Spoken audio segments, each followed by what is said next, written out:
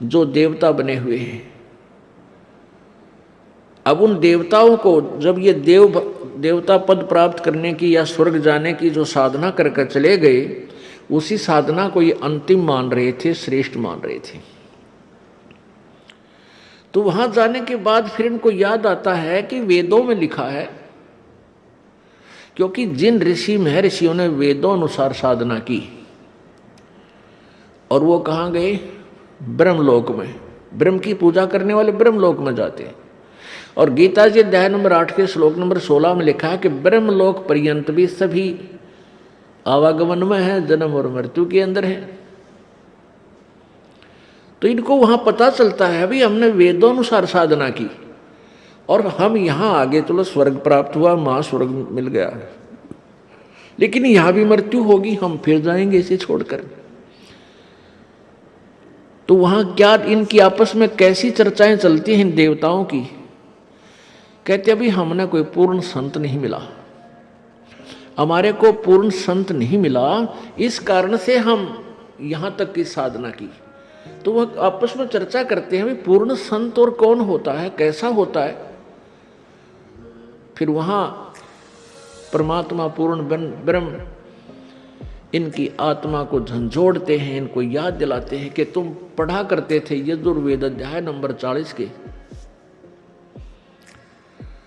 और श्लोक नंबर 10 से लेकर 13 तक। उसमें लिखा है कि वेद ज्ञान देने वाला जो प्रभु है वो कहता है कि वो परमात्मा की, पूर्ण परमात्मा के विषय में यथार्थ जानकारी, वो जन्म लेता है या नहीं लेता है, वो साकार है या निराकार है, उसके विषय में जो जानकारी है वो किसी तत्वदर्शी संतों से पूछो, सुनो। तो वो तत्वदर्शी संत का ज्ञान उन वेदों से भिन्न है, इससे सिद्ध है। तो फिर ये वहां चर्चा करते हैं, भाई कैसे मनुष्य जीवन मिल गया, अब के जब मनुष्य जीवन परमात्मा दे देगा। कहते हैं हम पूर्ण संत की तलाश करेंगे जो वेदों से भी आगे का ज्ञान जानता हो।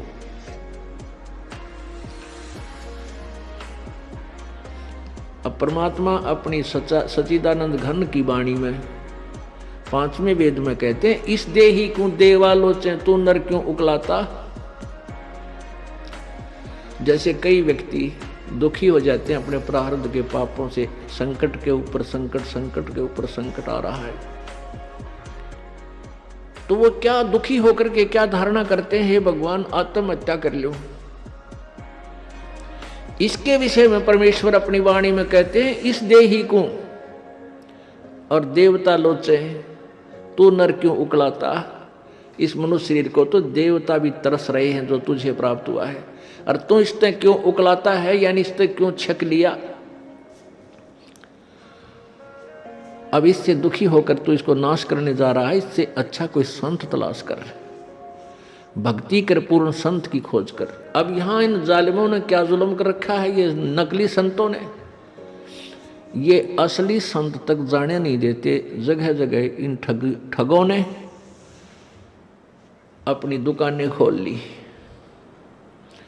ना इनको कह का पता, ना भगवान का पता, ना भक्ति का ज्ञान, और लंबे चौड़े आश्रम बना लिए और ऐसी मार्मिक बातें लिख दी।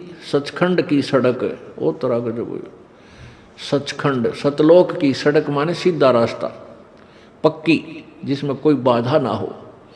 तो श्रद्धालु तो फिर जाएगा भाई, जिसको रोग है, जिसको चाह है परमात्मा की, वहां जा फंसे नकलियां के पास। पूर्ण मोक्ष मार्ग इसी आश्रम में प्राप्त होता है। इस तरह के पता नहीं कितने संत बने हुए हैं। तो ये सबसे बड़ा काल का जाल है, ये नकली संतों का होना। तो कहने का भाव ये है कि देवता भी इस मानव शरीर को तरफ रहे होते हैं कि कभी मानव शरीर मिले, पूर्ण संत खोज करूं और भक्ति